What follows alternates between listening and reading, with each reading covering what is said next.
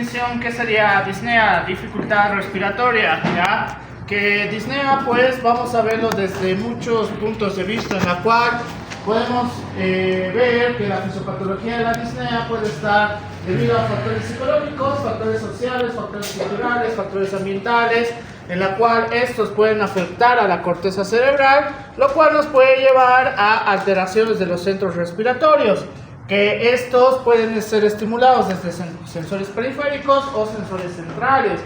Entonces, cuando un paciente tiene disnea, no solamente tenemos que pensar que tiene insuficiencia respiratoria o alguno de estos aspectos, por ejemplo, crisis ansiosas o crisis de ansiedad, también puede llevarnos a trastornos tipo disnea, ¿ya? Por el cual todos estos factores son sumamente importantes recordar en los cambios que vamos a tener a través de el complejo Prebot-Singer, en la cual pues aumenta o disminuye la capacidad de inspiración-expiración, ¿ya? Entonces, eso significa que vamos a tener diferentes mecanismos fisiológicos asociados con los trastornos para la disnea y mecanismos de los diferentes síntomas relacionados con la disnea. Primero, estimulación de los quimiorreceptores centrales, pues principalmente asociado con la alteración de formación de hidrogeniones.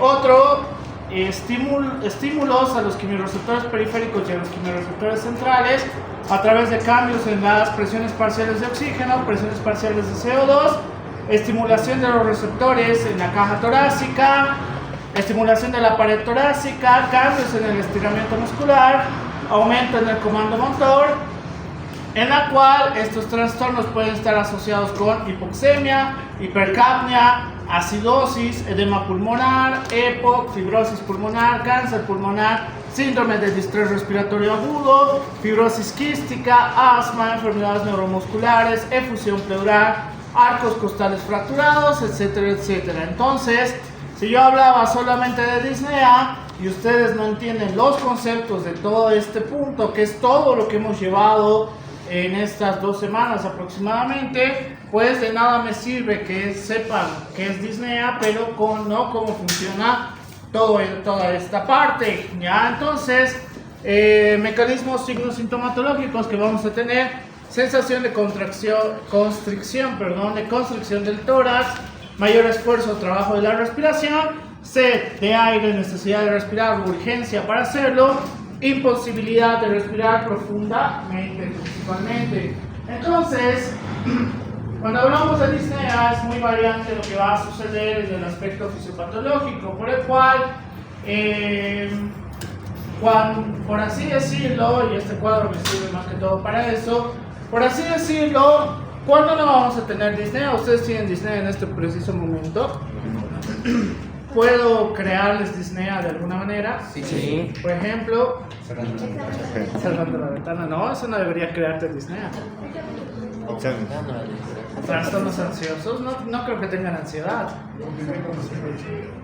Ya algo más drástico, que no lo voy a hacer, pero la opresión torácica puede ser uno de los factores para que los estímulos en los receptores de la caja torácica nos lleve a procesos similares a la disnea, algo más fácil, que no tenga que ver con violencia. El miedo. ¿El miedo? ¿El miedo? No creo que no tenga miedo. Bien, algo sencillo. Si yo les pido el mismo ejemplo que voy a dar, que no les estoy diciendo que lo hagan, si yo les digo el que me traiga una botella de agua de la cafetería, va a tener 5 puntos extra en su examen, ¿verdad? Pero si el ascensor no funciona y van a tener que utilizar las gradas, ahí podría crearles procesos de disnea, en la cual el equilibrio como tal, en la parte de inspiración y expiración, se va a ver alterado, en la cual vamos a tener un aumento de la frecuencia respiratoria, que dependiendo de la adaptabilidad pulmonar que ustedes tengan, van a poder mantener un equilibrio o van a empezar un proceso de disnea. Hoy mismo en el segundo piso había 2 estudiantes, que había una que hacía en el segundo piso, entonces tenía un proceso similar a la disnea, a pesar de que solamente ha subido 2 pisos. por el cual esto significa que los trastornos que podemos tener en estos dos puntos pueden ser a través de la corteza motora, a través del tronco cerebral, en la cual vamos a recibir el estímulo principalmente de los centros de control respiratorio como tal, desde la parte superior hasta la parte periférica.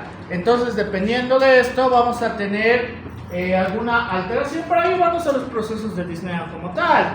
Entonces, la disnea no solamente puede ser respiratoria, también podemos dividirlo en cardiovascular. En la parte respiratoria, para llevarnos a la disnea, puede estar asociado con una disminución del intercambio hematogaseoso, embolia pulmonar, neumonía, enfermedad intersticial pulmonar, fibrosis en otras palabras, alteración de la bomba asociada a la parte pulmonar, asma, suifoescoliosis, EPOC, alteración de la regulación, el embarazo, acidosis metabólica. ¿Por qué el embarazo? Creo que les había dicho ya. Porque afecta en este caso al embrión. ¿Al vientre? ¿En qué aspecto? No recibe muy buena, en este caso, oxigenación por parte de peso. No. Sino... Por la presión que genera el producto en el órgano. Entre más grande es el producto, va a aumentar la presión intraabdominal, en la cual esto hace una alteración del diafragma y puede llevarnos a procesos de disnea. Entre más grande sea el producto, aquellas panzas que parecen que están a punto de reventar, puede llevarnos a procesos de disnea. En la parte cardiovascular vamos a tener un rendimiento bajo cardiovascular, insuficiencia cardíaca congestiva, isquemia miocárdica, pericarditis conflictiva en el rendimiento normal, desacondicionamiento, obesidad, disfunción diastólica, y en un rendimiento alto, anemia, hipertiroidismo, derivación arteriovenosa. Entonces, como podemos ver, no solamente podemos dividirlo en disnea respiratoria y disnea cardiovascular, sino que a través de la signosintomatología podemos identificar qué probablemente está ocurriendo en este paciente. ¿Por qué? En la signosintomatología cardiovascular, acá sí vamos a tener un aumento de la frecuencia cardíaca y un aumento de la vasoconstricción, cuando el cambio es predominantemente por la parte cardiovascular, ¿ya? Entonces, por eso en la gran mayoría de atletas hay que hacer ejercicios específicos para aumentar la capacidad pulmonar total y para incrementar la adaptabilidad cardiovascular. Entonces, vamos a tener escalas para determinar en qué nivel de severidad se encuentra la disnea, que está a través de la British Medical Research Council. Vamos a tener 5 grados como tal, en la cual el grado 0 hay ausencia de disnea. A partir del grado 1 vamos a tener diferentes disneas con diferentes actividades, hasta que en el grado 4 la disnea le impide salir de casa o que tenga disnea al momento de vestirse o desvestirse, es decir, algo sumamente grave. Entonces, dentro de las causas de disnea aguda vamos a tener patologías cardíacas, edema pulmonar agudo, taponamiento cardíaco, disnea como equivalente a angor, mixomas, edema pulmonar no cardiogénico, síndrome de distrés respiratorio del adulto. Y en causas de disnea crónica hay demasiadas: obstrucciones altas, asma bronquial, bronquitis crónica, fibrosis crística, bronquiectasias, enfermedades musculares, problemas de la pared torácica, parenquimatosas pulmonares, de los vasos pulmonares, enfermedades cardiovasculares, enfermedades metabólicas, enfermedades hematológicas y otras enfermedades. La que a mí más me importa en este aspecto, la obesidad, se menciona múltiples veces en la parte de la disnea. ¿Por qué? Porque hay disnea del obeso. La disnea del obeso, principalmente con el aumento de tejido adiposo a nivel de todo el cuerpo, en la parte central principalmente, hace que los movimientos respiratorios sean mucho menos adecuados. La expansión torácica necesita mayor capacidad muscular, y como ya les había hablado anteriormente que existe la sarcopenia del obeso, entonces esto hace que tu capacidad muscular pulmonar se reduzca, por el cual el proceso de inspiración es mucho más complicado en los obesos. Entonces, la obesidad no solamente va a estar relacionado con la parte de diabetes mellitus, hipertensión, etcétera, etcétera, sino que también hay otras características en las cuales pueden afectar en la parte pulmonar y en la parte cardiovascular, que es interesante en este aspecto. Entonces, la disnea va a ser la sensación subjetiva de falta de aire. ¿Por qué? Porque puede ser en algunos de ustedes que no hay ingreso de aire como tal por NX motivo, y en otros que sí hay ingreso pero sienten que aún así les falta el aire. Por eso la definición nos dice que es una sensación subjetiva de falta de aire. Vamos a clasificarlos en aguda y crónica, en la cual las agudas vamos a determinar la característica de la patología, y en crónica sí podemos hablar de pulmonar y extrapulmonar. Extrapulmonar principalmente asociado con la parte cardiovascular. Entonces, dentro de lo que igual tenemos que ver, o teníamos que ver, estaba la cianosis. Que la cianosis podemos definirlo como Coloración azul. coloración azulada de Mucosas y piel. Mucosas, ¿ya? Que todo el mundo sabemos esta definición, pero las principales causas de hipoxia tisular van a estar el éxtasis circulatorio, disminución del contenido de oxígeno en la sangre, aumento de la afinidad del oxígeno por la hemoglobina, hipoxia histotóxica e hipoxemia, en la cual tenemos que saber definir las dos diferencias más importantes, que van a ser cianosis periférica y cianosis central, en la cual la cianosis periférica, pues tal cual te dice la literatura, vamos a ver cómo las partes distales, principalmente a través de los dedos, empieza a cambiar la tonalidad del color, mientras que en la parte central, principalmente asociado con la boca, llega a tornarse mucho más azulado. Pero dentro de la fisiopatología, ¿cuál sería la diferencia? La periférica, no me acuerdo si lo he puesto aquí, creo que no. La periférica está asociada con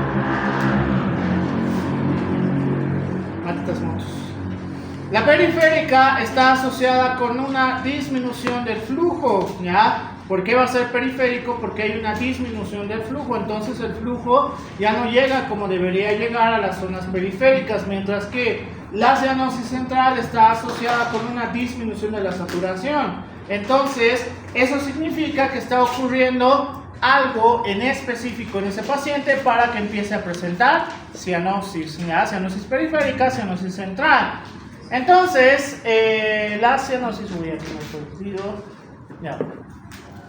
la cianosis podemos diferenciar entre las causas por cianosis central y las causas por cianosis periférica, en la cual la disminución de la presión atmosférica, por ejemplo, las grandes alturas, puede estar asociada con cianosis central.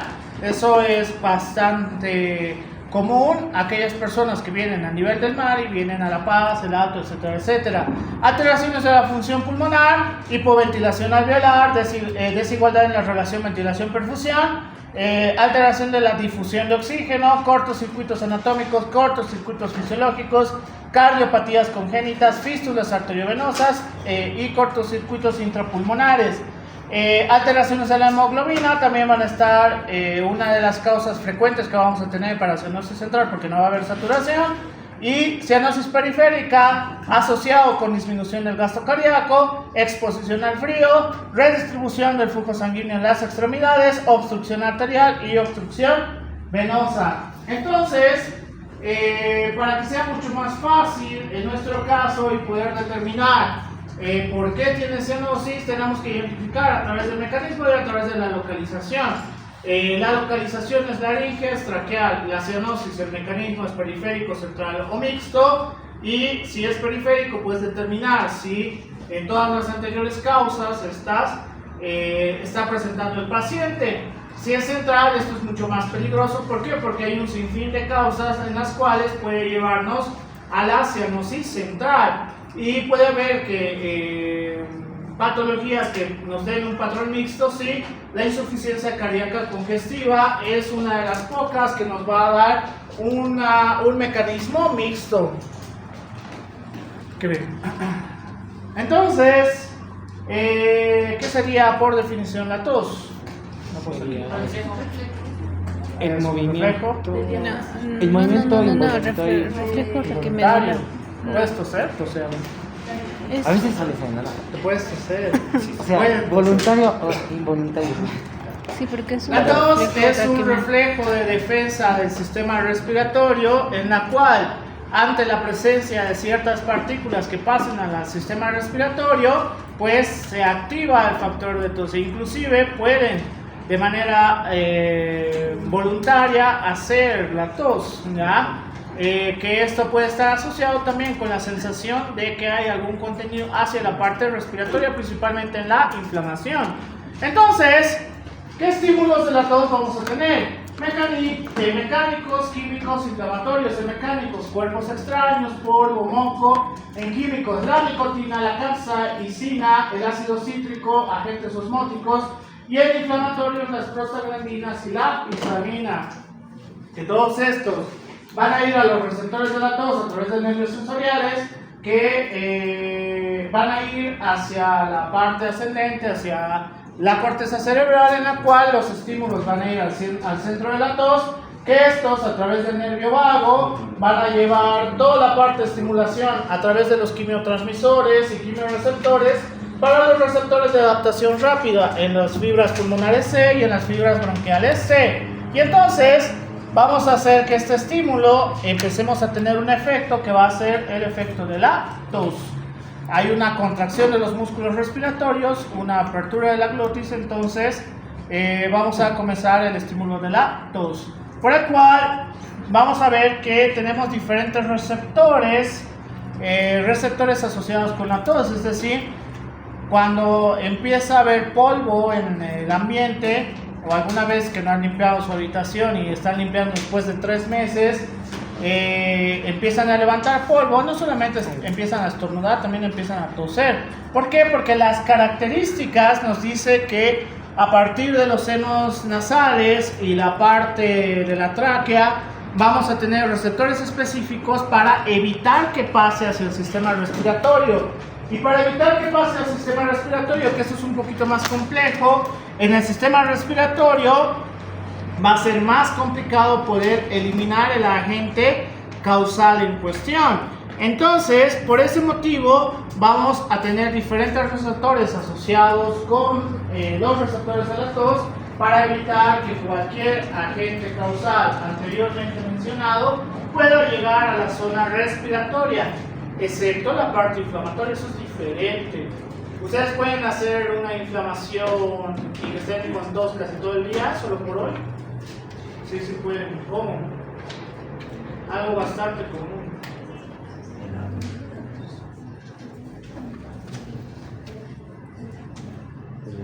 Puede ser irritante o picante. Comida picante. Ya, uno no debe pensar eso. Picante técnicamente no es que comas y picar. Fumando bien. Fumar puede ser uno de los factores en el cual por eso los queridos colegas fumatéricos están con todos todo el día. Pero hay algo un poquito más común para fumadores y no fumadores. Una mala respiración. ¿Una qué? Respirar de manera inadecuada.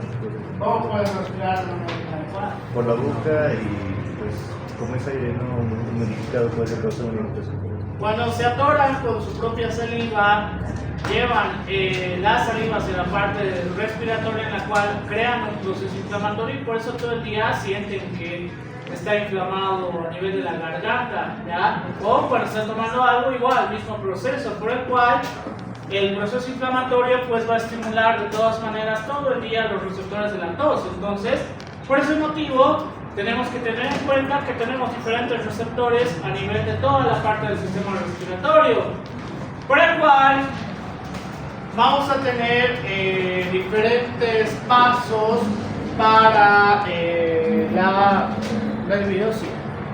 Vamos a tener diferentes pasos para la estimulación de los centros a través de la tos, en la cual, número 1, aumentamos los estímulos tusígenos por gases irritantes, humo de cigarro, cuerpos extraños mecánicos, aspiración esofágica, mayor sensibilización de los receptores a través de este paso que causa una destrucción epitelial y empezamos la inflamación de la mucosa, que a partir de esto vamos a estimular las fibras tipo C y las fibras delta, que vamos a llevar a la presencia de reflejos vagales esofagobronquiales, laringeos, infradiafragmáticos, y que a partir del nervio vago y a partir de la tráquea vamos a empezar a estimular los diferentes receptores y nos lleve al proceso de la tos, contracción muscular y el cierre de la apertura y cierre de la glotis. Entonces, ahorita sea, ¿por qué no lo puedes? Ya. Vamos a tener 4 fases de la tos, en la cual la fase 1, que es la fase inspiratoria, la fase 2, la fase compresiva, la fase 3, la fase explosiva, y la fase 4, la fase de relajación, en la cual, en la fase inspiratoria, vamos a tener la contracción de los músculos respiratorios y la apertura de la glotis. En la fase 2 vamos a tener la compresión total de los músculos respiratorios, que esto nos va a llevar a un aumento de la presión en esta zona para iniciar el proceso de la tos, en la cual vamos a tener el cierre de la glotis antes de llegar a la fase explosiva, que después de tanta compresión en la parte pulmonar, pues nos va a llevar finalmente a la fase expulsiva, en la cual vamos a empezar a expulsar diferentes partículas, por el cual en la fase 4 vamos a ir a la fase de relajación, que nuevamente tenemos la apertura de la glotis, vamos a tener relajación de los músculos respiratorios, y entonces si sigue el factor de estimulador tusígeno, va a repetirse esto una y otra vez, ¿ya? Por el cual los antitusígenos, ¿dónde actúan? Los antígenos. Ya que están en fármaco. ¿Qué? Ya, depende del fármaco en realidad. Puede ser en el centro de la tos, puede ser en el agente causal como tal para disminución de la parte de la inflamación a través de, así que la mayoría de estos, que es mucho más fácil, va a estar relacionado con el centro de la tos, pero hay un problema y no me acuerdo si les he dicho antes o a quién les he dicho. Técnicamente los antitusígenos no se recomienda tomar hoy por hoy debido a que ¿cuál era la definición de la tos? ¿Qué es? Es un reflejo de defensa del sistema respiratorio, ¿ya? Entonces, eso significa que si estamos tomando antitusígenos ya no tenemos un reflejo de defensa, por el cual en la mayoría de los casos asociado con una mayor cantidad de secreción de moco, y que ese es el estímulo para la tos, se recomienda en realidad tomar expectorantes, ¿ya? ¿Y los mucolíticos? Expectorantes. No, pero muy colítico más el expectorante o solo el expectorante. Ah, sí. No, nada. Porque el antitusígeno, si estamos con mayor formación de moco, ¿qué es lo que va a ocurrir? Bien, puede llevarnos a la larga a procesos obstructivos. Entonces el querido colega tiene que ver cuál es la causa para determinar qué sería lo más efectivo en ese paciente. Por el cual, dentro de la etiología de la tos puede ser por un sinfín de causas: patologías inflamatorias infecciosas, reflujo gastroesofágico, asma bronquial, bronquitis eosinofílica, hábitos tóxicos, fármacos, neoplasias, aspiración de cuerpos extraños, tos psicógena nerviosa idiopática, bronquitis crónica, rhinositis crónica, asma, goteo nasal, trastornos de la deglución, EPOC, bronquiectasias, tos asociadas con los IECAS, irritantes del medio ambiente y abuso de drogas. Entonces, ¿qué es lo que está asociado con la parte de su ECOE? Tenemos que recordar diferentes escalas, que por ejemplo la escala de Woods-Jones, esta nos va a ayudar a poder interpretar en los pacientes pediátricos principalmente, en qué escala se encuentra la bronquiolitis o su crisis asmática. Como hemos llevado asma, si nos sirve este cuadro en la cual lo vamos a tener en leve, moderado y grave, vamos a tener la sibilancia, estiraje, frecuencia respiratoria, frecuencia cardíaca, ventilación y cianosis, y entre peor sea la característica de estos, pues vamos a darles más puntaje, de 1 a 3, de 4 a 7 y de 8 a 14. Esto es más difícil. En la cual el índice de disnea basal de Mahler vamos a tener una característica diferente, que el grado en la mayoría de escalas suele ser que el grado 0 es el que está bien, pero en la escala de Mahler, cuando decimos un grado 0 es que tiene disnea de reposo o disnea sentado o acostado, y va a ir a través de la magnitud de la tarea, la incapacidad funcional, la magnitud del esfuerzo, para determinar cuál es la cantidad o la gravedad, esa es la palabra correcta, la gravedad de la disnea del paciente. Las diferencias de la cianosis, central y periférico, el tipo de coloración en el sitio en cuestión, la patogenia, la causa, si aparece o desaparece frente a, por ejemplo, colocar oxigenación en un paciente. Qué buena pregunta. En un paciente que tiene cianosis periférica, yo le doy oxígeno, ¿se le va a quitar su cianosis? No, no por completo. No, ¿por qué? ¿Cuál es la fisiopatología esencial de la cianosis periférica? Bien, disminución del flujo sanguíneo. ¿Ya? En el frío hay una disminución del flujo sanguíneo, entonces por ese motivo, como ocurre en el fenómeno de Raynaud, pues nos lleva a esta cianosis periférica. Uy, esto es difícil. Cuando tenemos lesiones de la caja torácica, pues este cuadro nos va a ayudar a saber cuál es la probabilidad de complicaciones que va a tener este paciente a través del daño de la caja torácica, en la cual vamos a tener la edad, el número de costillas fracturadas, si tiene alguna enfermedad crónica pulmonar, si tiene uso de anticoagulantes, la saturación de oxígeno, en la cual por debajo de 94 y cada 5% vamos a aumentar 2 puntos. Entonces, dependiendo del puntaje que saque el paciente, vamos a tener mayor porcentaje de probabilidad de complicaciones en estos pacientes. ¿Y por qué esto es importante? Porque está asociado con la morbimortalidad intrahospitalaria y extrahospitalaria. Es frecuente los daños en la caja torácica. Sí. En Latinoamérica sí. ¿Por qué en Latinoamérica sí? Accidentes de tránsito. Traumatismo. Bien. Accidentes, hay otro término, ya no se les dice accidentes automotrices. De tránsito. No, hay otras palabras, pero no me acuerdo. Eventos traumáticos dados por un vehículo de alta. Los accidentes automovilísticos, recuerden, puede ser que el conductor sea buenísimo, y como veo mucho, sobre todo aquí al frente, que dicen, bueno, creo que el auto no está yendo tan rápido, así que si corro le puedo ganar. Entonces misma lógica, el conductor va a ir a la velocidad que tiene que ir, pero si se atraviesa a alguien, que obviamente el auto es más rápido, eso no lo duden por si acaso, entonces nos puede llevar fácilmente a la fractura de costillas como tal, o afección de la parrilla costal. Entonces eso significa, y supongo que es un dato interesante, las causas de muerte no asociadas con patologías a nivel Latinoamérica, la número 1 es accidentes de tránsito, ¿ya?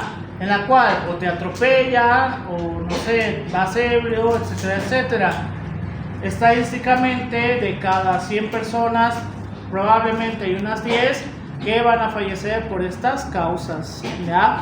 Por ese motivo, pues respeten los rojos, respeten los semáforos, vayan con cuidado siempre a la derecha y a la izquierda, así sea una calle que solamente tiene un sentido, créanme que en algún momento va a aparecer alguien imbécil que va a ir por el sentido contrario, entonces los únicos que van a pagar los platos rotos son ustedes, teniendo una lesión severa como es la lesión de la parrilla costal, o peor, con su vida.